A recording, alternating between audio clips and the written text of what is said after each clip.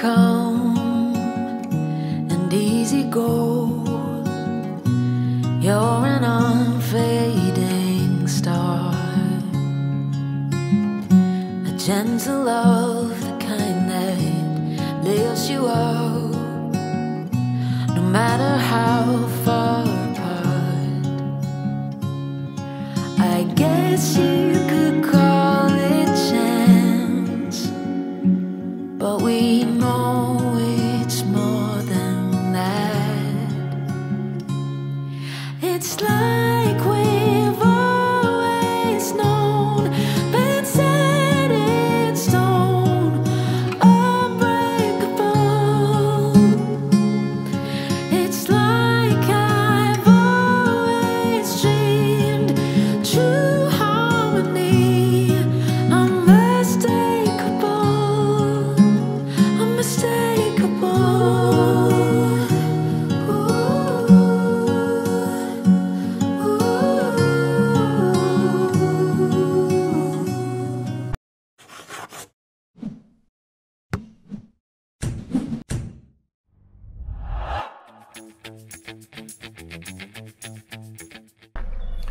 Hola, buenas tardes mga kaamigo.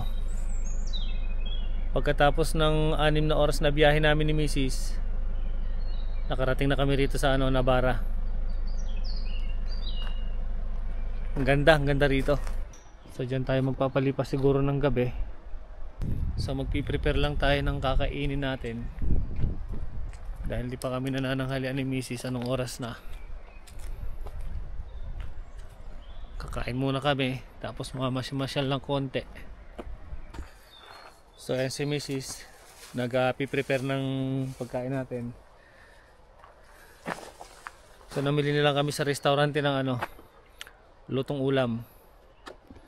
So ayan, binili ni Mrs. Patatas na may kabesa, ulo ng baboy. Tapos to naman kayo. Tapos may dala kaming rice dito. May dala kaming brown rice. May arroz dito. Mag-rice ba tayo? Ako magba-brown rice ako. Ako hindi ako mag-rice. Ako magra-rice. So kakain muna tayo mga kaamigo. Yan, meron pa pala kaming dalang keso. Ito yung akin, di ba kayo? So ito yung sayo? Pa, hati tayo dyan. Hati ba tayo? Hati pala kami. Kahit alin dyan. Ayun mga kaamigo. Doon sa Barcelona,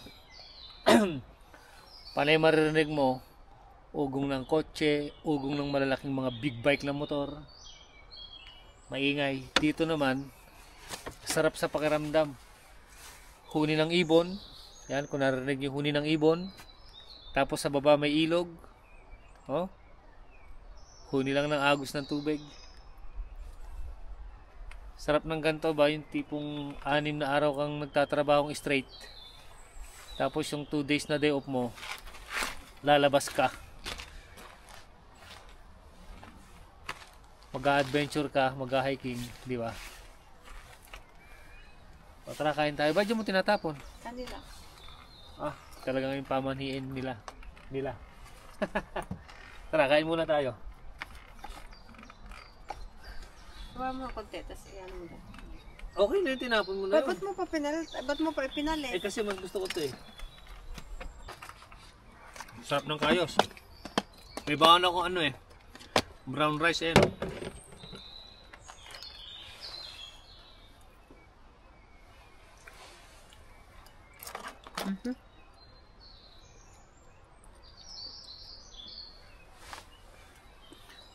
Malalapitan tayo ng mga rito niya, animal.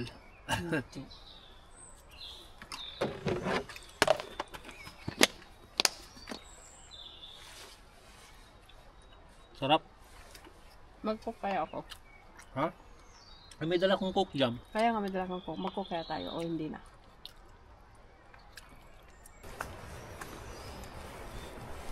Yon, bali tapos na kaming kumain ni Mrs. So nandito kami naglalakad papunta ron sa na kasing tawag doon, ma? Hindi naman waterfalls yun eh. Parang tulay na may tumutulong maagos na tubig. Kaya puntahan natin dito. Hindi na pwedeng ipasok eh yung sasakyan dito. Kung makikita ninyo mayroong kalsada, Pero hanggang bungad lang, hindi pwedeng ipasok yung sasakyan. Saan kaya tayo? Dito? Eh, hindi naman pwede, nakalagay bawal. Oo nga, prohibited paso. Oo. Dito nga. Sa taas. So, meron pa baba dito, bawal naman daw Pumasok. pumasok. Ganito rito mga kaamigo sa sa Spain. Marami mga lugar na talagang pinoprotektahan nila. Yung bang tipong ayaw nilang masalaula, kamukha niyan.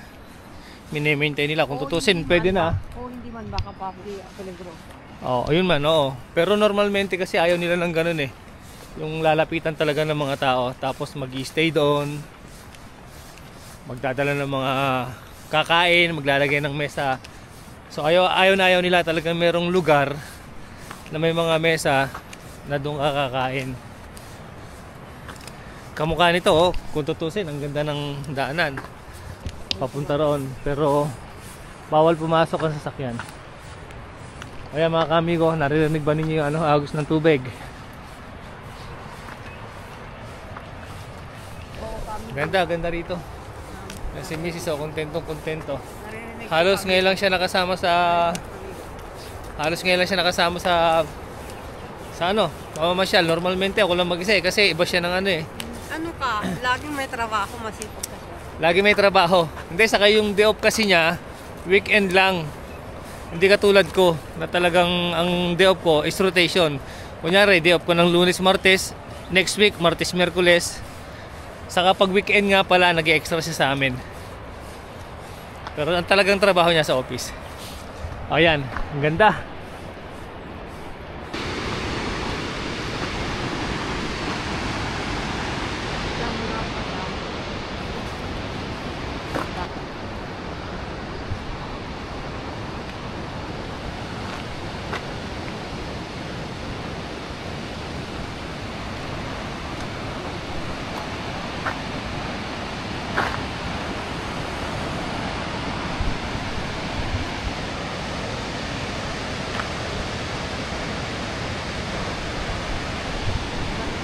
Ang ganda rito, oh.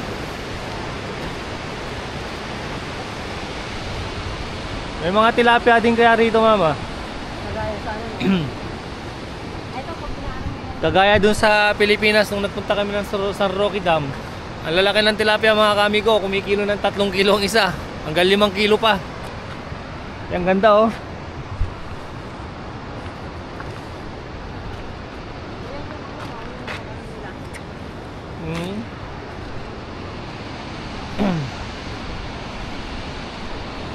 Lalim siguro nito, no?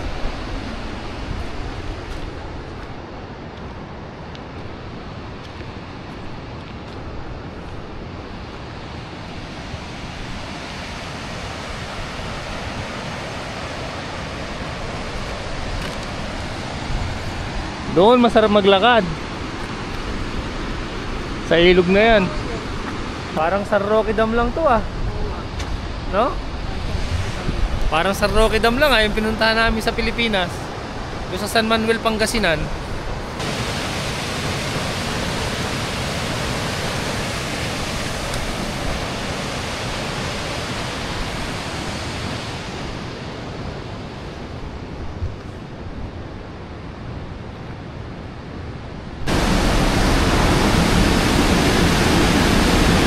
Nakasara pa pala to, no? Kasi imagine mo pag nakabukas pa yan, eh di lalong ang lakas ng tulo ng tubig niyan.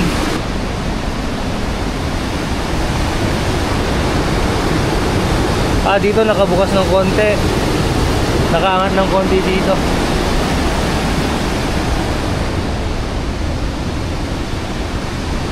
Dito nakasara.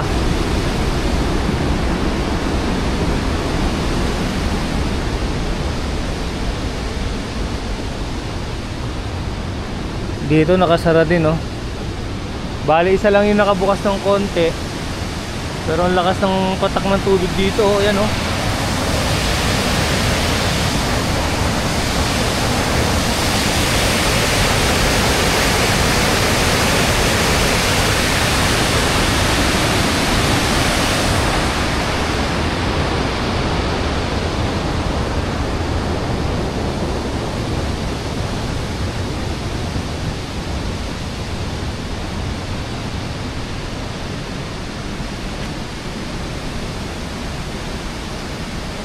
Kaya mga kamigo, mga bawal, entrada, prohibido, peligro.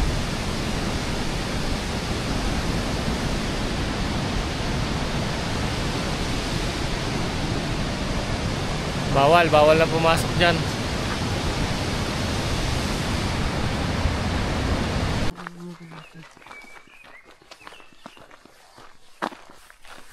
Sarap mamundok mga kaamigo. Ayun o, nagkasabay kami ni Mrs. ng day off. Nakita niyo yun o. Yun yung lago, yung lake. Yun. Lalim ng tubig. Ganda o.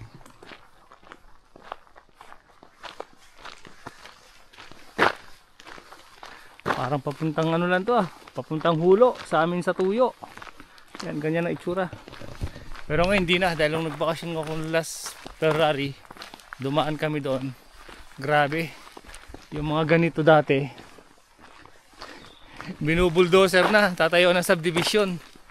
So nawala na yung mga ganito. Hindi kamukha nung bata pa ako, no, nangangahoy kami ng tingin ko, naalala ko. Ngayon wala na, dito ang ganda oh. Woohoo! Sarap! Sarap mag-hiking. Hiking.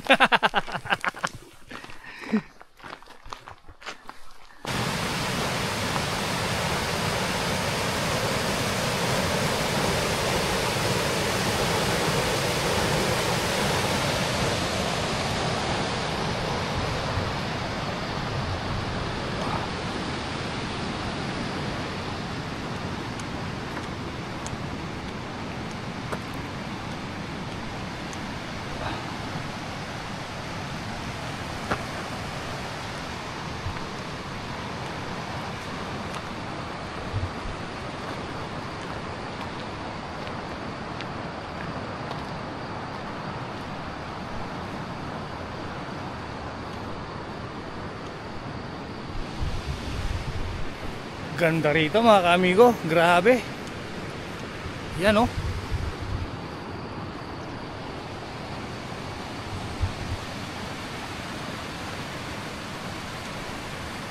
Pakagandang lugar. Sulit ang isang oras na paglalakad namin papunta rito. Sana may daanan pa sa kabila oh.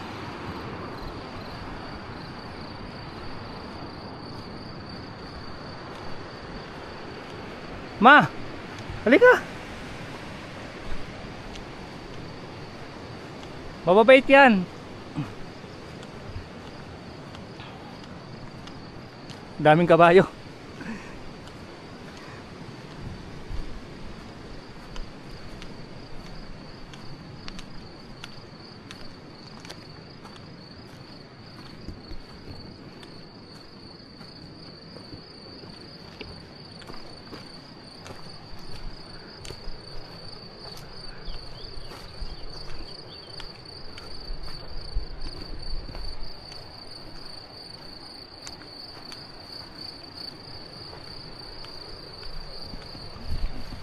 Tara, punta tayo ng konti doon. Ay, si Mrs. ayaw niya na maglakad. Napagod na yata kasi may isang oras na kaming naglalakad. Ganda oh.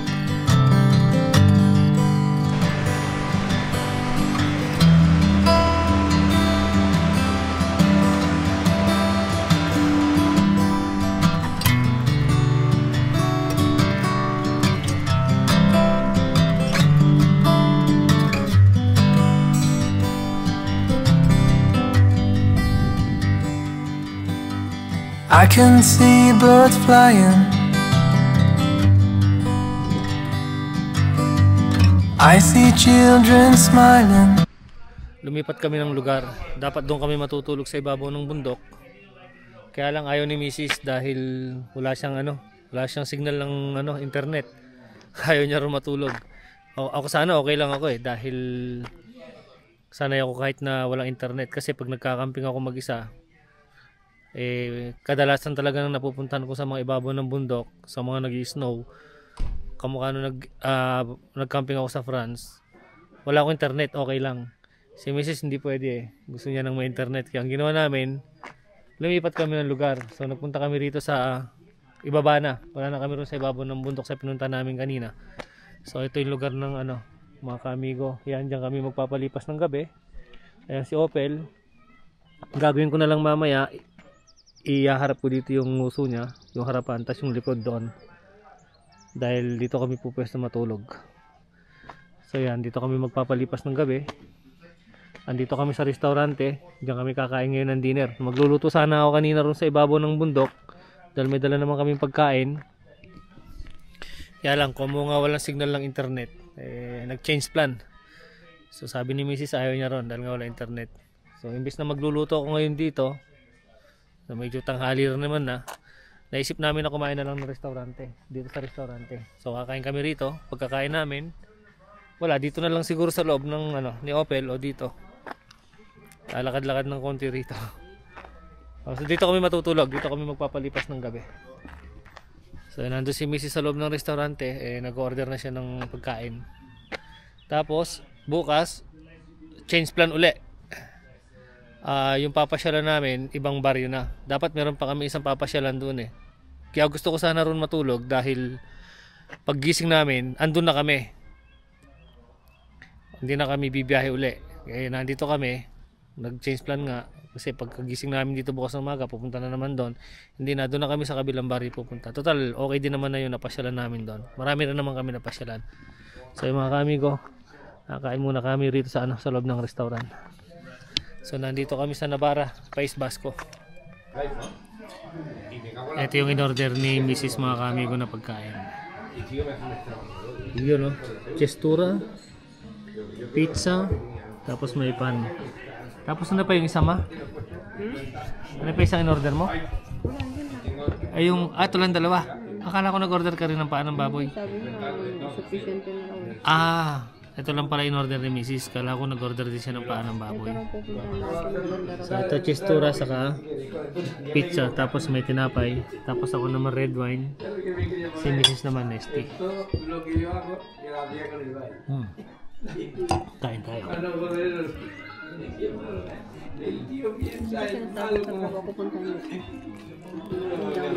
Hap. Hap ma. Tapos pizza.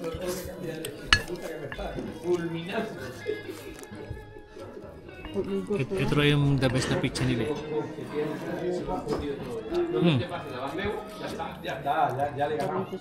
Hap.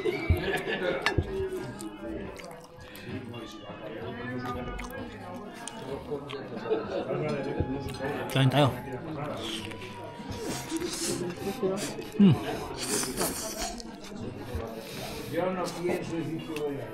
Maingat.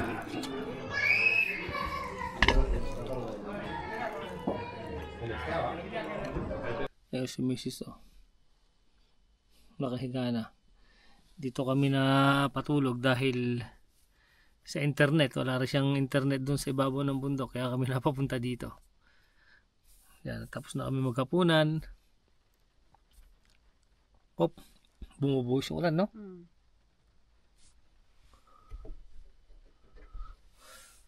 Yan mga kamigo. Bumubuhos yung ulan. Buti na lang, andito na tayo. So yung mga kamigo, kami matutulog na.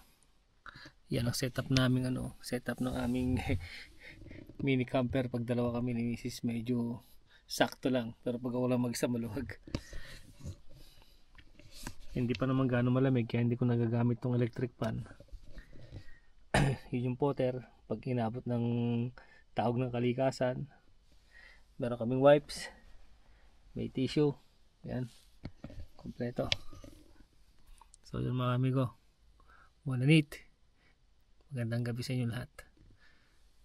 Adios.